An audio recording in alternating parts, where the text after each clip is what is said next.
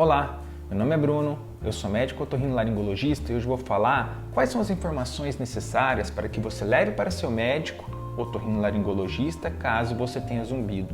Eu tenho certeza que essas informações elas serão extremamente relevantes para que ele faça o diagnóstico do que está por trás do seu problema, no caso, o zumbido. Gostaria muito que vocês dessem o like, que você se inscrevesse no canal e que divulgasse esses vídeos que eu julgo extremamente importante. Eu comecei a fazer esses vídeos pensando principalmente nos meus pacientes, mas eu vejo que tem uma relevância muito grande para uma série de pessoas que ela tenham eventualmente esses problemas. Então espero que ajude uma série de pacientes. Informação número 1. Há quanto tempo começou esse zumbido? Já faz um ano? Faz 6 meses? Então isso é muito importante, porque zumbido depois que passou de 6 meses, praticamente ele já meio que cronificou. A chance de a gente conseguir uma resolutibilidade é um pouquinho menor. Tá? Então traga essa informação com uma certa precisão e nem sempre é fácil, eu sei disso. 2. Ele começou do nada? Foi depois que você começou a fazer um tipo de tratamento com dentista, por exemplo? Você fez algum procedimento na região aqui da mandíbula, na região aqui da maxila? Então todas essas informações, tenta pensar bem, fazer um nexo causal. Quando começou o zumbido, né? O que você estava fazendo naquela ocasião que possa ter sido diferente e que possa ter levado ao seu zumbido? Então tudo isso deve ser levado em consideração. Pense bem, né? O seu zumbido ele é um tipo chiado? Ele é um apito? Um trator? Um motor, uma panela de pressão, tipo cigarra, né? Ele é um zumbido bem fininho, bem agudo, ou ele é um zumbido que é um pouquinho mais grave? Ele parece a batida do coração? Ele fica pulsando lá no seu ouvido? Essa batida de coração ela é sincrônica, né, com as batidas do seu coração? Preste bem atenção. Né? Porque a gente tem que saber se ele é um zumbido pulsátil ou não pulsátil. Quando você vira o pescoço, você está sentindo aqui a pulsação do lado esquerdo. Quando você vira o pescoço para o lado esquerdo, esse zumbido diminui ou ele aumenta? Então, tudo isso acaba sendo importante, porque se é um zumbido de cunho venoso, né, relacionado a alguma malformação venosa, geralmente quando você vira o pescoço para o lado do zumbido, ele vai diminuir. Quando ele é arterial, quando você vira o pescoço para o lado do zumbido, a tendência é ele aumentar. São pequenas informações, mas que vai fazer diferença muito grande para a gente, que é otorrinolaringologista. Outra coisa, você escuta bem? Isso é extremamente importante porque 90% dos zumbidos eles têm algum grau de perda. Ele começou porque você teve ali um grauzinho de perda de audição e esse grau de perda já foi o suficiente para gerar o zumbido. Tem a sensação de ouvido tampado, que é uma plenitude aural, que ele fica meio abafado.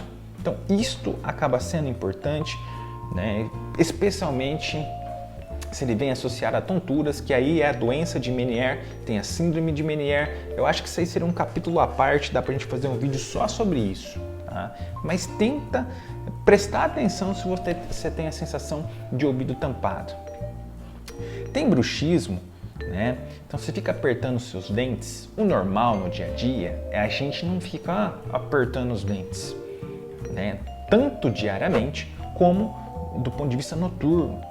A gente tem que deixar essa região relaxada. Se você tem bruxismo, a gente tem que ficar atento com relação a isso, porque você pode ter uma DATM, que é uma disfunção de ATM. E nós sabemos hoje que quem tem disfunção de ATM pode ter de 4 vezes até 8 vezes, tem trabalho mostrando de 8 vezes mais chance de ter zumbido do que uma pessoa normal que não tenha isso. Tá? Então preste atenção. Tem dores no pescoço frequentemente? Você é aquela pessoa que está sempre tensa, que o pescoço vive com torcicolo, vive travando o pescoço? Preste atenção, porque não raro tem um vídeo meu que eu falo sobre isso, que é uma entidade denominada zumbido somatosensorial. Nós temos conexões das vias auditivas com algumas regiões dos músculos cervicais, especialmente o trapézio, esternocleido, temporal, que eles fazem conexões com uma área ali que chama núcleo coclear dorsal e pode, em um momento da sua vida, no momento de tensão, no momento que tem um ponto gatilho ali, você começa a ativar essas conexões e com isso gera como se fosse um curto-circuito, de uma maneira mais simplória para vocês entenderem, e isso gera zumbido, que é percebido lá no córtex cerebral. Só que esse zumbido, prestem bem atenção, ele modula. Bom, já falei muito sobre isso. Você mexe o pescoço para um lado, ele pode aumentar. Você pega o seu dedo, aperta a região da maxila para cima, presta bem atenção. Se você apertar e ele aumentar de tamanho, opa, fala muito a favor do zumbido somatosensorial. Então presta atenção, né? Você tem dor de cabeça com frequência? Né? Se sim, essa dor de cabeça ela é acompanhada de náuseas e vômitos, ela é pulsátil, ela pega mais de um lado, piora com exercícios e faz você ir no pronto-socorro, pode ser uma enxaqueca. Enxaqueca, né? Não só a enxaqueca, ela pode ser responsável por migrânia vestibular, que é algumas tonturas que nós temos, né? E também até zumbido pulsátil ela pode dar. Tá? Isso aqui é uma entidade que nós devemos ficar atentos. Se você tem isso, tá? Comunique ao seu otorrinolaringologista.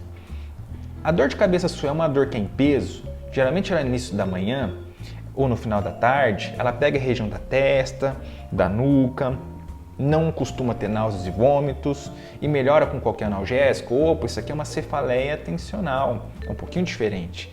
Nós temos uma série de músculos aqui nessa região. E se imagina se você tem uma tensão muito grande, se você está uma pessoa que é extremamente ansiosa, algum desses músculos eles podem sofrer uma tensão e gera a famosa, a famigerada cefaleia tensional, né? Tem até alguns posts lá no meu Instagram que eu correlaciono muito bem essa cefaleia tensional com bruxismo e disfunção de ATM. Então acho que vocês devem ficar atentos nesse quesito, ok?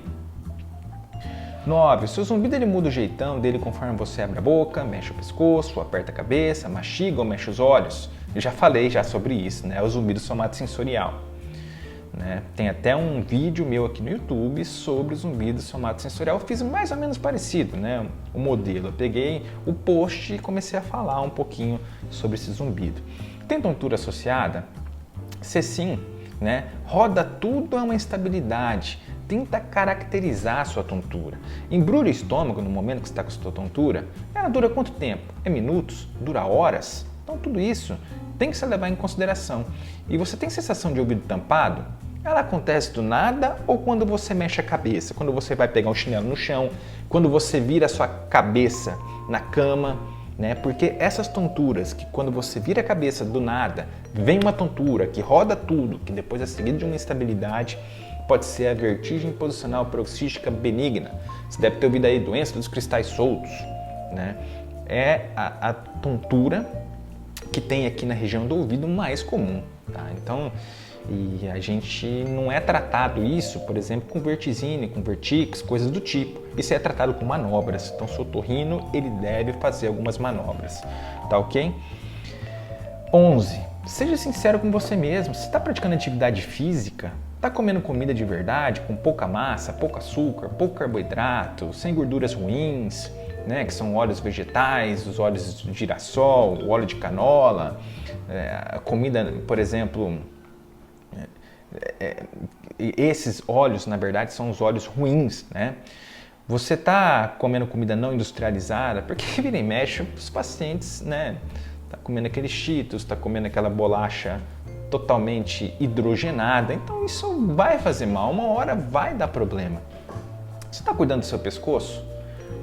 Já falei que o pescoço hoje é considerado o segundo labirinto, então ele é muito relacionado a tonturas, por exemplo. Se você não faz nada, sempre com o pescoço travado, né? Sempre com dor, sempre com ponto gatilho, uma hora vai dar problema, seja no zumbido ou seja como tontura. Então vai fazer um pilates, por exemplo, que eu julgo importante. Né? Você está tratando sua ansiedade? Toda doença, o que eu percebo, se o paciente ele não está equilibrado do ponto de vista emocional, do ponto de vista de ansiedade, depressão, você pode fazer o que for, você pode dar suplemento que for, não vai melhorar. Então, primeiro de tudo, antes de fazer qualquer tratamento, antes de resolver o seu zumbido, trate sua ansiedade, trate sua depressão. Arrume um psiquiatra que seja muito bom, arrume um psicólogo que ele seja também muito bom e que possa te trazer para o equilíbrio novamente. A partir daí a gente pensa num tratamento adequado, porque senão não vai adiantar. Você está no peso ideal? Vira e mexe hoje, é muito comum uma epidemia de obesidade.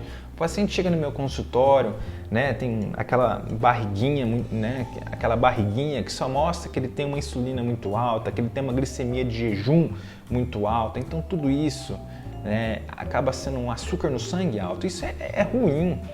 A cóclea, né, o vestíbulo, os órgãos, por exemplo, da audição ali, eles não suportam altas de insulina, não suporta níveis elevados de açúcar no sangue. Então tudo isso pode corroborar para que você tenha zumbido. Então isso é um dado importante para o seu médico. A sua mobilidade está boa? É aquilo que eu já te falei, né? Pescoço travado, pescoço não vira para o lado, não vira para o outro.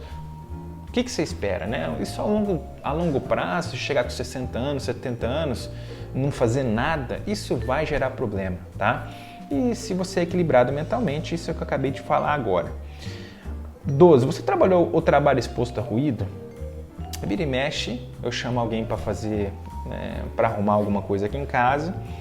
O cara vai lá, utiliza uma furadeira, mas não tem nenhuma EPI, nenhum protetor de ouvido. Então, assim, uma hora isso vai gerar problema. E tem a famosa PAIR, que é a perda auditiva induzida por ruído, né? E essa perda, ela geralmente é lá em agudos. E isso provavelmente vai gerar, em um momento da sua vida, um zumbidinho nas frequências mais agudas aí, com certeza, se você não fazer nada.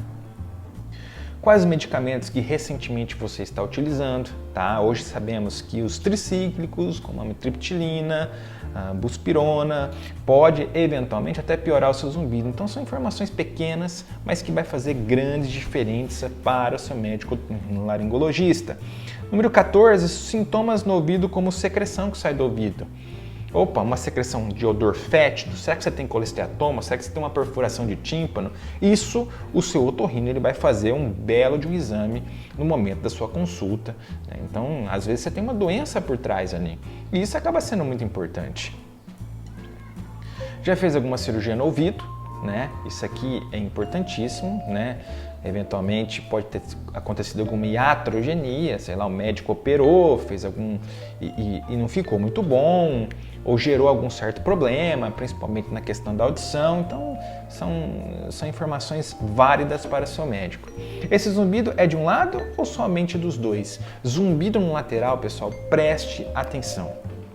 Zumbido que é de um lado só, o somato sensorial que eu falei para vocês, relacionado a músculo, articulações, ligamentos, geralmente ele pega mais de um lado. Mas nós devemos fazer uma ressonância magnética de crânio para descartar uma doença que chama neurinoma acústico, chibanoma vestibular. Tá? Então guardem isso, uma porcentagem muito pequena dos pacientes que vai ter isso. Eu diria que 1 a 4% das vezes, mas deve ser feito um exame para descartar. Não esqueça, número 17, de levar os seus exames prévios na consulta, audiometria, ressonância, exame de sangue. Tudo isso a gente vai compilar para fazer um diagnóstico, senão não adianta chegar na consulta sem os exames. Tá? Então eu espero que esse post ele pode ajudar a maioria dos pacientes que tenham problema com zumbido e facilitar a vida do médico que vai te acompanhar. Dica: ache um médico que realmente se preocupe com você. Ache um médico que ele tente mostrar o que está por trás do seu zumbido. Tá? Acho que é o principal de tudo, é você aceitar o sintoma, que o zumbido é um sintoma, ele não é uma doença. A partir do momento que você aceita, o processo de habituação dele fica um pouquinho mais fácil. E a outra coisa que eu julgo importante é o médico saber, mas seu zumbido é por conta de uma perda. O seu zumbido pode ser por conta de uma perda e porque seus níveis de insulina eles estão altos. O seu zumbido pode ser porque você tem uma perdinha aqui em agudos. Mas essa perda você já tem até uma indicação de aparelho. Então talvez você coloque o aparelho, esse zumbido melhora muito. Então o zumbido tem uma infinidade de causas. A maioria das vezes ele não vem sozinho, tá? Ele vem acompanhado de algum outro problema, certo? Se você gostou desse vídeo, compartilhe para o máximo de pessoas, dê o like, se inscreva no canal que eu vou começar a fazer e tem muito vídeo interessante aqui no canal. Eu espero que vocês gostem.